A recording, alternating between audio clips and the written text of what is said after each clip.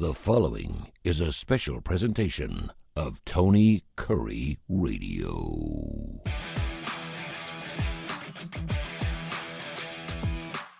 Welcome back, folks, to a Keefer and Kurre on sports. He is Kip Keefer. I am Tony Kurre. You can also see these beautiful faces on ABC 3340s. The starting lineup brought to you by the Birmingham Racecourse Casino. Yeah, you're looking good, my man. Oh, thank you very much. For people that have seen Kip Keefer on television over the last decade, if you have not seen him lately, he is half the man he used to be, but he's twice the man he used to be. Just check him out on ABC 3340. It's great. Man, I hope they're not disappointed when they tune in. They're gonna like it. I'm trying to look as good as you are. What are you talking about? I'm working on it. So I wanted to get into college football and pro football, and the reason I bring that is we are now inside 100 days till the National Football League kicks off. It was 100 days yesterday. We're recording the show here on June 2nd. We are 86 days away from college football. Woo! If you say that we're starting on August 27th, people were like, it changes.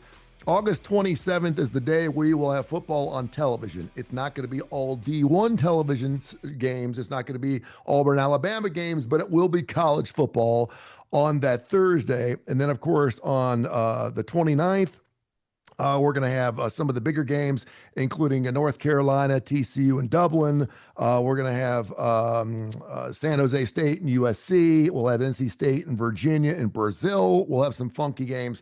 So that's 86 days away. So we got that to get into, and we could do like 4 hours on that, no doubt. Not have to repeat ourselves. I know. Oh, yeah, because what a week we've got coming up, Tony. We've got incredible. The NBA Finals, the NHL Finals. I got my Golden Knights material right here. I'm pumped up. The Golden Knights are in the finals. We've got some other big events coming as well with the College World Series starting a weekend after next. That's heating up. Some massive upsets yesterday in the College World Series. Some of the top-ranked teams in the country going down at home in their regionals. Big time. We've also got the upcoming U.S. Golf Open at Shinnecock, which is always a big deal. So, man, the summer is boiling over. And we've got the World Cup. I'm so pumped. Well, actually, I'm not, but we can talk about that too if you want. Hey, we were watching. I get so confused because my son was watching some soccer match the other day. They went into penalty kicks. They had played an hour and 20 minutes. They did extra time, and I said, "What is this?" And he said, "Outside the World Cup, this is the biggest soccer game in the world." And of course, afterwards, they torched the town. I don't know, like 78 people got arrested. PSG against somebody in the whatever. Yeah, and I don't even know. I don't even know what that is. And we've been talking about that as it relates to college football with these conferences threatening to break away. In England, they've got, I don't know, or Europe throughout, they've got 5 or 6 major leagues. So there's a championship game like every weekend. It's like boxing used to be with the WBA and the, all the different sanctioning bodies. The welterweight. Yeah, I'm confused. All right, so we got the Stanley Cup going on tonight. We got the NBA playoffs, which to me is one of the greatest things on television every year anyway. It is one of the longest postseasons of anything, and I love the fact I love playoffs just go on forever and ever. But the Wembanyama and the young New York Spurs, taking down the champs in Oklahoma City, that was epic the other night. A 22-year-old putting on his back, that kid is really special. Man. To see what he did after the game. How much did he wear out poor Chet Holmgren? Chet Holmgren needed a transfusion after the game and only scored like 4 points. Wembanyama just took him to the cleaners. Kid did not look like he belonged in the National Basketball Association. I mean, he didn't. He always looks kind of goofy anyway. He's really lanky and kind of skinny, and he's got that goofy hair. But you're talking about an all-star. That kid wore him out. He wore his ass out.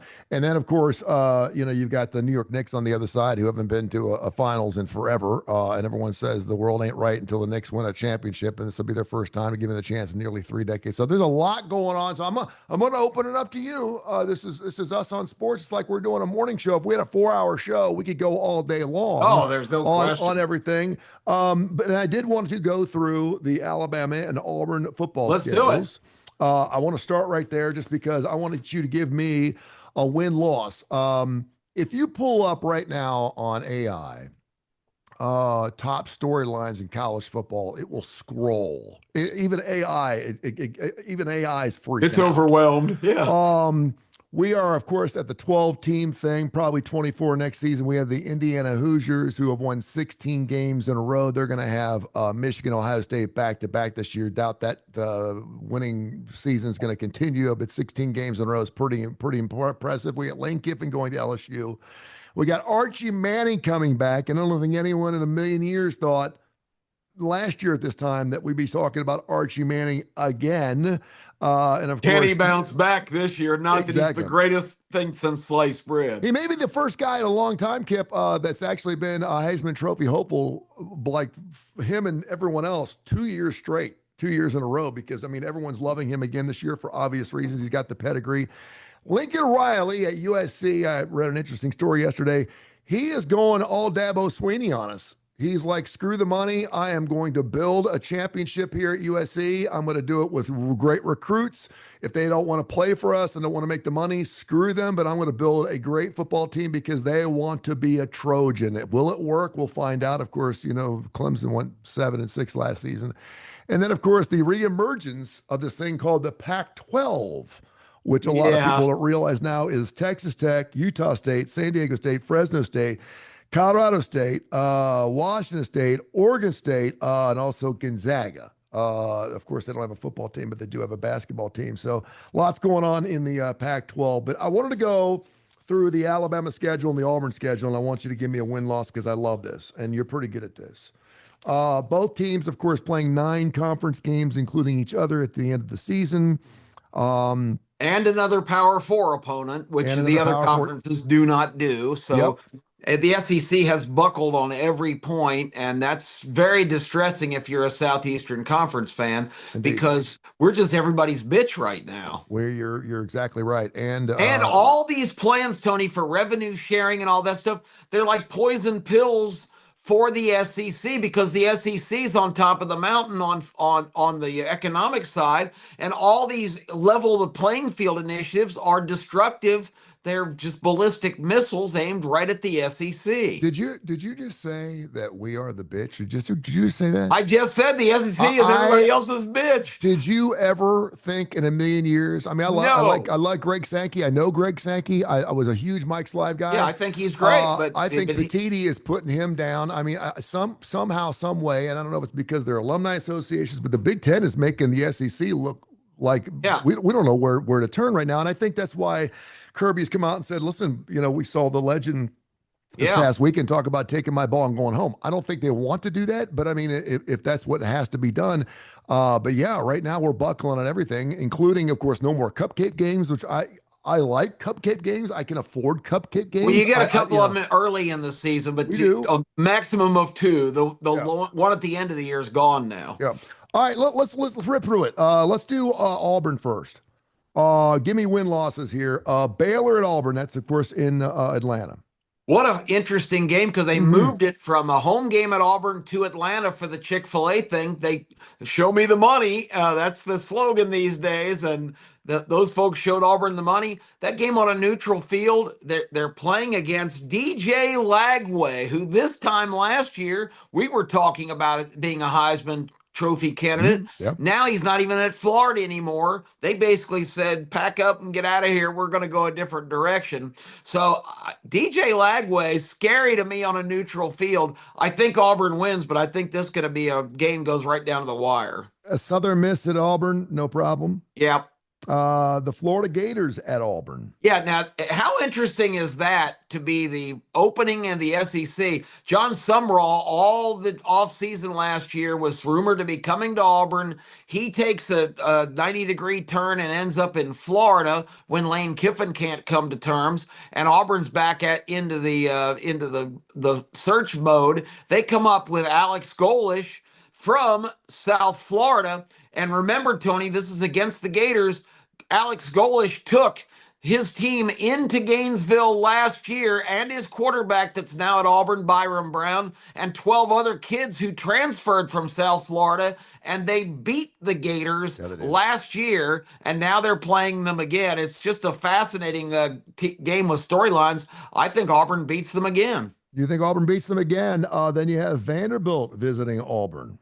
Yeah, I think Vanderbilt's going to take a big step back. I think this is 4-0 for Auburn starting out. That is going to be huge, and of course, we've gone down this road before. Every year, it seems like we're starting Auburn 4-1, But 4 and now it gets 0. tough. Now it does get tough because they go on the road for the first time all season. It's on October 3rd. They don't leave the state. Well, they do They go go to to They do go to Atlanta. Atlanta, but that doesn't count. Yeah, then they got back-to-backers. Auburn visiting Neyland Stadium in Tennessee on October 3rd. What you got? A big Loser. L? Yeah, I don't think Tennessee's going to be as good, but first road game at Neyland, that's a big, big chore. I think Tennessee wins. Let's go to Gaines, or actually, we went to Gainesville. Let's do Georgia between the hedges the next week. We're going to Yeah, Georgia, Ross. I don't see them matching up with the dogs in Athens. So now they're 4-2. Then, really, you can make an argument this will be the game of the year for a lot of teams because a lot of people don't like Lane Kiffin. But Lane Kiffin visits Auburn with his LSU Bayou Bengal Tigers. What do you think about that game? Yeah, I wish I had a more of a feeling. LSU has loaded up, of course. They've spent a gazillion dollars, but Sam Levitt, who they're counting on to be their quarterback, is still hurt. Here we are in June. It's getting a little bit. I don't know that nobody discloses any details on injuries. But if Levitt's not 100%, they might be going with an inexperienced quarterback. They do have some other choices, but nothing like Levitt. They've got the backup from USC. You were talking about Lincoln Riley before. He might be thrust into action. He's not really played very much. So I really don't know my take on LSU, but based on just personnel, I think they probably beat Auburn in Jordan-Hare. Okay, let's go Auburn at Ole Miss. Yeah, that's another loser. I don't think Ole Miss is going to be as good as they've been the last couple of years. I think Pete Golding's the village idiot. He's already in trouble for tampering and everything else. Tony, the best descriptive of him is when Dabo got furious that he was calling one of his recruits in class, which is just a five-star In class. NCAA violation. Yeah. You can't do that. In class. In class, his first day at Clemson, he gets a call from Pete Golding himself, not an agent, not a third party. Anyway, Dabo told his guys, his enforcement guys, look, Pete's new to being a head coach. He probably, let's just call and see if we can work this out with Ole Miss before we rat on them to the NCAA. They call the general manager of Ole Miss, who's supposed to be overseeing the whole program, and before the guy even gets into the conversation, he goes, okay, listen, I'm not going to get involved in this. I don't even want to hear about it. That's just Pete Golding being Pete Golding. Yeah. And basically, Tony, between the lines, what that says is I'm not going to advocate anything he's done because he's a loose cannon and just a wild card here, and he's going to be making those kind of mistakes because that's just the personality he has. The reason that he's gotten good jobs in the past as defensive coordinators for Saban and others, because the guy is just a voracious recruiter. Yeah. But if you're that way, you're basically a used car salesman. You'll take any tactic necessary. So when you're a head coach, that really doesn't fit the profile. You've got to be conforming to the rules. I think Ole Miss is going to take a step back, but I don't see Auburn going to Oxford and beating them either. That'd be 4 losses in a row. That would be a 4-4 start for the Auburn Tigers, and you're probably talking about firing the head coach in his first season. And kind of similar to last year. Remember, they went on that tough road swing, and they lost both games, and they could never get it back. Yep. Then Arkansas comes calling down there at Auburn. Yeah, they should handle the Hogs. I really don't see much to be optimistic about in Fayetteville. New coach Ryan Silverfield, who is coming in from Memphis. And the main reason he's got the job is because he beat Arkansas last year and started them on their real tailspin. Big upset last year. Also, Arkansas tried to get a bunch of the other more high-profile coaches. I think this is going to be a tough year in Fayetteville. That may be game of the year for the Auburn Tigers, only because if they don't win that game, they're probably not bowling. I mean, they got Sanford the following week, and I get that they got to go Mississippi State. You like them winning in Starkville? I think they can probably beat Mississippi. I think Mississippi State will be improved, but they've got a young kind of raw quarterback, and his development is going to be key to them being competitive.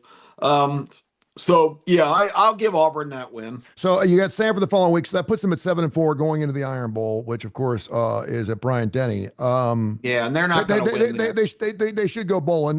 They shouldn't have a problem. But again, when you're going back and saying, "Listen, we had to beat Sanford in order to get that seventh win," Yeah, but I think that Arkansas game could be one of those tipping games because you've won four, you've I think lost you're four. right. If it plays out that way, that could be one of those games where we're going to So we've decide got item. them 7-5, I guess, So 7-5, yeah, which on the would be their season. first winning season in like 5 years. It really will be. And I can't believe I'm saying this. I think Auburn Tiger fans would like that. I think they're okay with that for the Well, first you got to year. take a step forward, and again on the, and I think this is an ancient formula that we can't get over. You got to give a coach a couple of years to bring in his own guys. Well, this guy's already bringing in his own guys. He's bringing 13 players with him from South Florida. So I think anything less than 7-5 will be unacceptable to Auburn Nation. 7-5 will be okay. This guy at least is going in a better direction than Hugh Freeze, who you remember last year this time going, we just got to play in a bowl game. Man. Gee, you way to set the bar high. Let's go Well, 6-6. I was trying. Everyone kept talking about the fit. Hugh Freeze to me fits Auburn. He does. I mean, he's country bumpkin. You can see him coming in on the back of a cow. I mean, you really could. I mean, the guy Oh never yeah, yeah, shaves. for sure. He looks like a real Homer Simpson, and so because of that, I thought maybe he actually would fit that bill a Yeah. little bit. He almost sounded like, God rest his soul, Pat Dye. Occasionally, it was like he was burned up. Okay, so Yeah. this is not going to work for the Crimson Tide, a 7-5 record. So let's go through the schedule. East Carolina, the Pirates playing at Bryant Denny.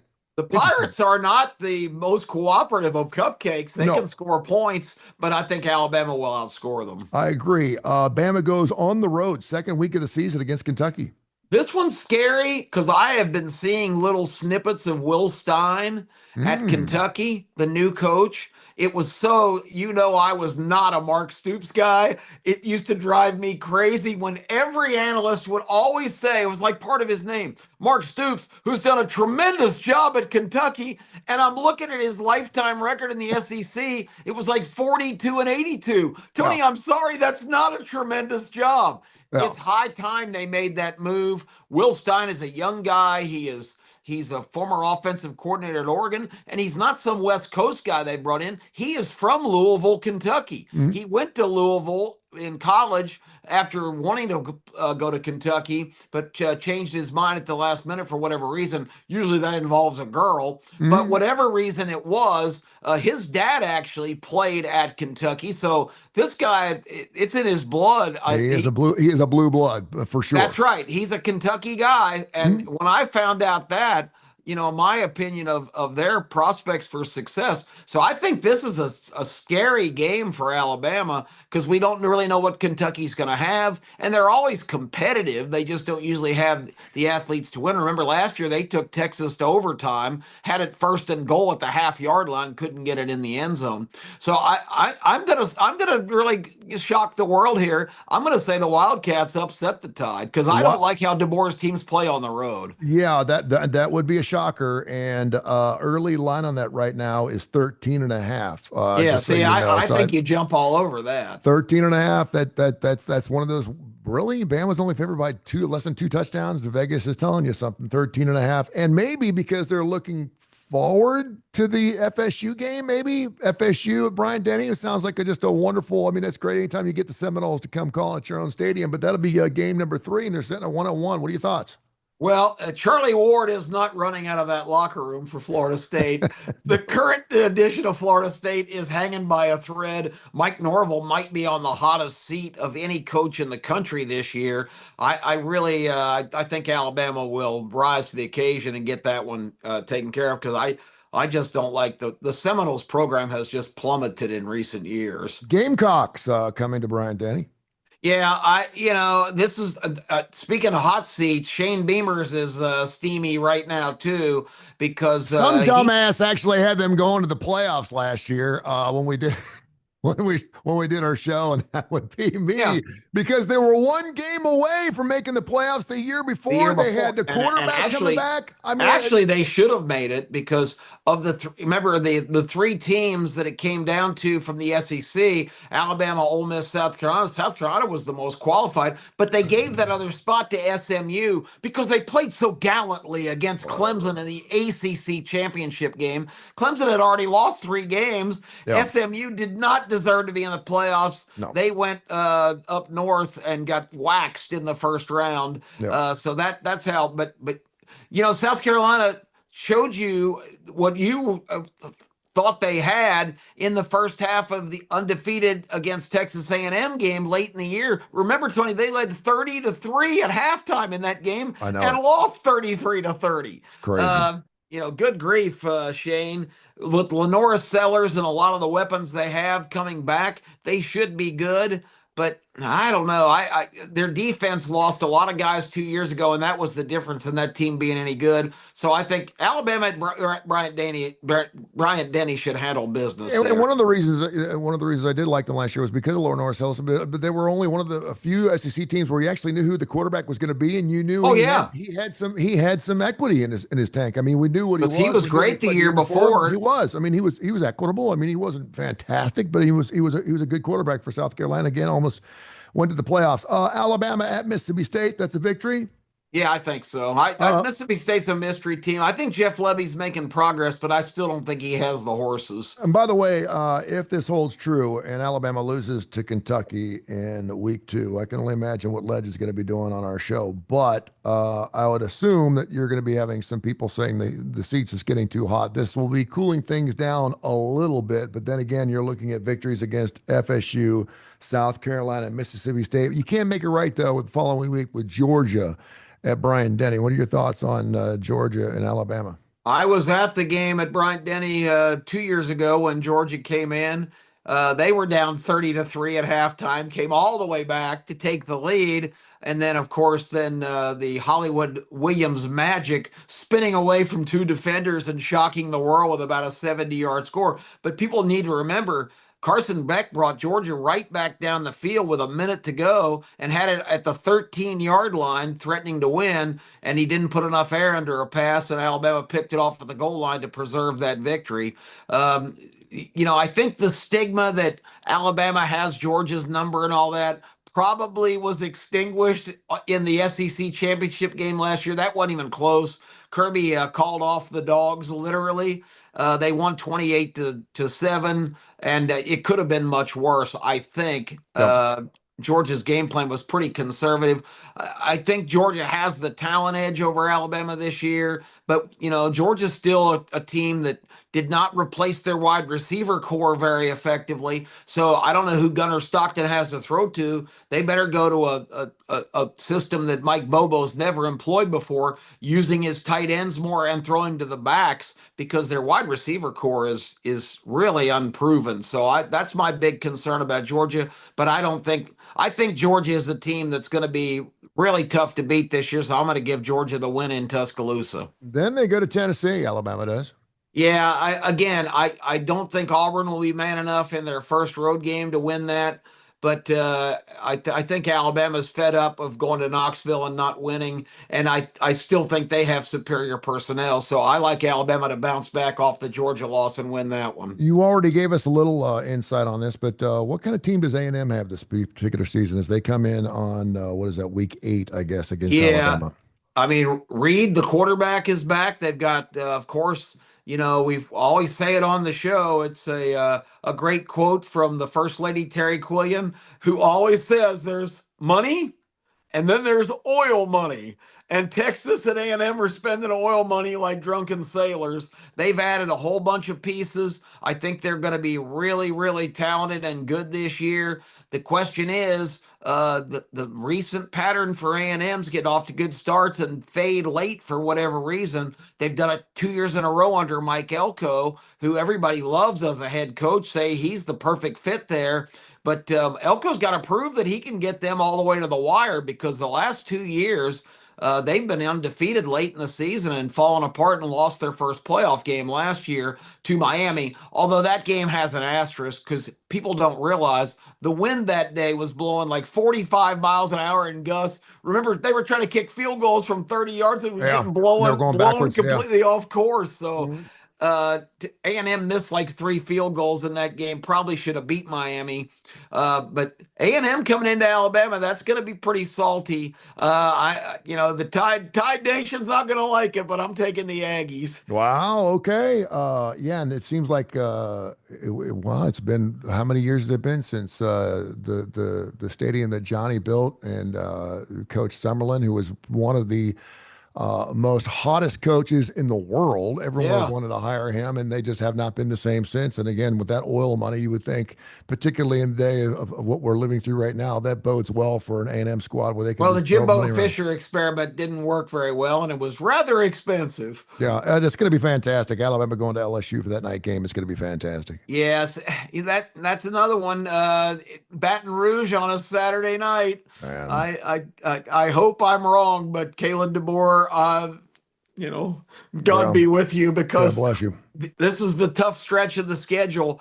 If I'm wrong about the Kentucky upset, that would put them in better shape because a loss at LSU would only be their third, and I think they can still survive if they've got losses to Georgia and Texas A&M and LSU. Those are a little bit more palatable or easier to stomach for people analyzing their schedule than if they drop that game at Kentucky. I think you talked about Arkansas Auburn being a key game. I think in week 2, that Kentucky game is huge for Alabama. I totally agree with you. Now that you mention it, then of course they go to Vandy after victory, Chattanooga, and then of course you've already got Auburn losing to Alabama in the Iron Bowl Yeah, so I've at got them Bama. losing 4, but probably realistically, 9-3 is probably going to be the record, and people aren't going to like that. I mean, Alabama fans have higher expectations. DeBoer just got a big extension and a couple million more dollars a year. Don't Uh, understand that. Don't get that. And if you watched our show, Legend went off of that. I don't understand why we're normally you do that because you would think that maybe people were trying to poach him or pull him away. And there was absolutely no reason to do that because he hasn't proven anything yet. And if he ends up losing 4 games this year and doesn't make the playoffs, you can pretty much expect that Alabama is going to be coach searching. They're not. They're not going to go into the 4-loss season. If they go 9-3 and make the playoffs, I think he's okay. If they go 9-3 and they don't make the playoffs, the seat's getting hot. It's going to be really hot yeah. because we just making the playoffs is not good enough for Alabama. Period. It's just not. And this will be the last year that we can really use that because hell, the following year, if we go to 24 teams, it's nothing. I mean, to be in the top 25 doesn't take Yeah, any. You getting be in a the 4-loss team. playoffs. I mean, yeah, if you don't make a 24-team playoff, you need to make some changes. No, you will see teams like the Gamecocks making it in for sure. All right, we only have a few minutes left. We'll try to keep it under 30 minutes because we know people love our podcast. They'll listen forever. We can always do more than one podcast a week, my friend. Yeah. And so anytime you feel like jawing it up, let me know. But I do want to ask you about the Stanley Cup that kicks off later on tonight.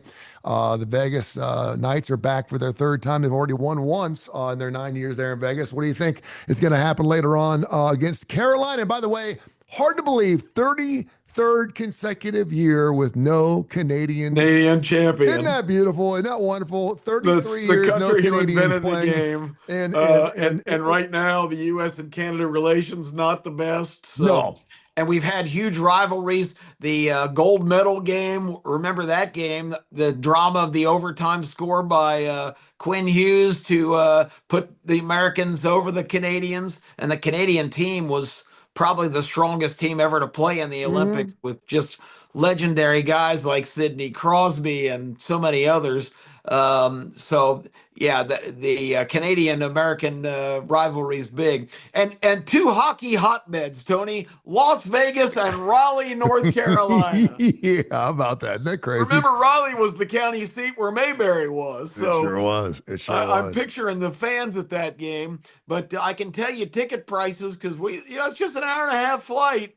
We were looking at them last night, and it's going to cost you about $1,200 to get even a upper deck ticket, upper level ticket tomorrow night, or tonight actually, and then Thursday where they play game 2. So we're going to probably opt. We've got some better resources in Las Vegas. We're probably going to sneak out there and take in game 3 on Saturday night. All right. Uh, so That sounds good. And by the way, looking at the latest lines here, Carolina Hurricanes. It says slight, really not slight. They're $1.55. Vegas yeah, catching $1.30. So if you want to play the Vegas Knights, you can get them in the series. yeah. Plus, Carolina on paper should be the favorite. They've got how many games did it go? Give me how many games. Let's go. Let's go. Hold on. I want to give you Stanley Cup odds, games over under, because I don't know what this is, and I want you to give me over under is set at 5.5. Yeah, I think that I'd go over. Okay. I think 6 games will be probably determinant, and Carolina will probably win it. But if it goes to a game 7, this Vegas team has a lot of really good veterans, and they're playing really unbelievable defense right now. The Colorado Avalanche were the 3rd highest scoring regular season team in NHL history, and the Golden Knights just pulled the plug on them in a 4-game sweep.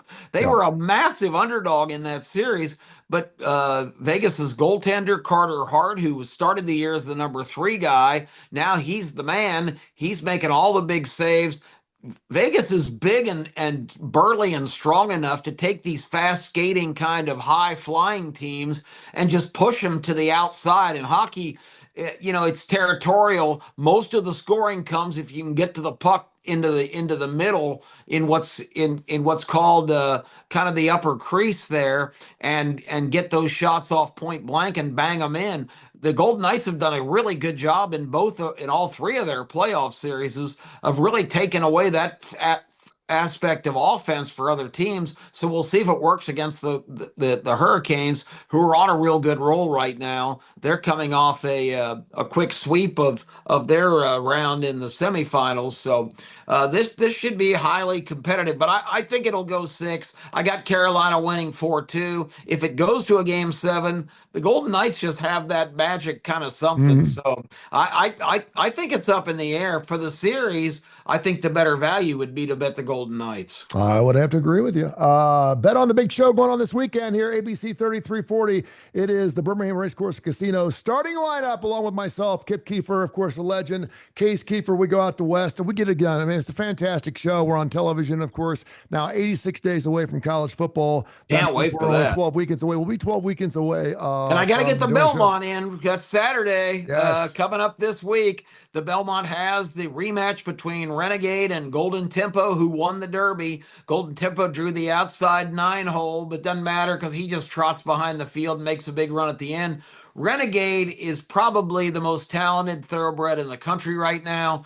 Golden Tempo got him at the wire in the Derby. But Tony, people say, well, he was such a big closer at the Derby, he'll do the same thing in the Belmont. It's a 1/4 mile further. The Belmont is 1.5 miles, and it is such a jockey's race because you got to decide how much horse you've got left. Because if you ask them to run like in the far turn, it's an eternity to that. So it's another 1/4 mile longer. Yeah. So if you make your move too soon, even a horse that was a big closer at a shorter distance may run out of gas. You've got to make the right move at the right time. And I just think Renegade is a better thoroughbred overall. He's number 3 in the Belmont, and I think he's the bet. He'll go off as the favorite still, but I really like Renegade today. And I think it actually played into Golden Tempo's hand to actually have 19, 20 horses in a Derby setting. It did because everyone pushes up against the inside. Obviously, you don't want that number 1 because you get bucked down.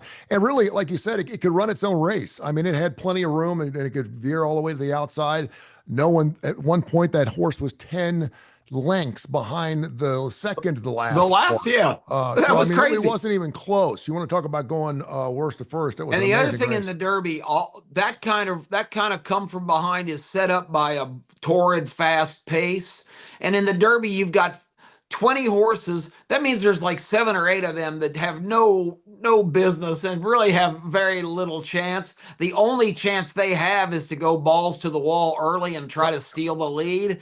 And when they do that, they run set way too fast a pace, and all the other kind of real contenders have to keep up. You can't just let them get away. Yep. You've got to keep them in sight so you can make a move. But everybody was so gassed in the stretch at the Derby that Golden Tempo and Renegade just came flying up from way, like you said, in the back. This race won't set up that way. This race, the pace will be much, much slower with only 9 horses. It will not be that lightning fast pace. So you don't see many come from behind, come from the clouds closers win the Belmont. You need to stay a little bit more in touch of the lead because, once again, the pace just isn't that fast. Monster Sports Week, man. Just all kinds of great stuff. Is this a great country or what? It really is. And you normally outside college football, you're like, oh, it's kind of a slow time. It really is. It's a fantastic time of the year. And the World Cup starts. Stop. All right, we're back at you Saturday morning. Thank you, my friend. I appreciate you. And also, don't forget, of course, another fantastic show. Always does great here. You want to talk about some politics?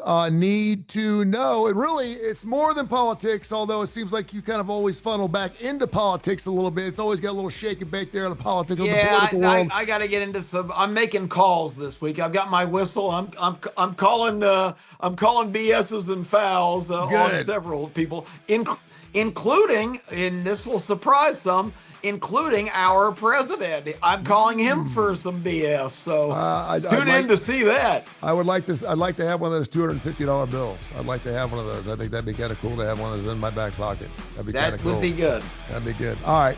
Take care of yourself, my man. We'll see you on Saturday. Thanks, bro. All right, Tone.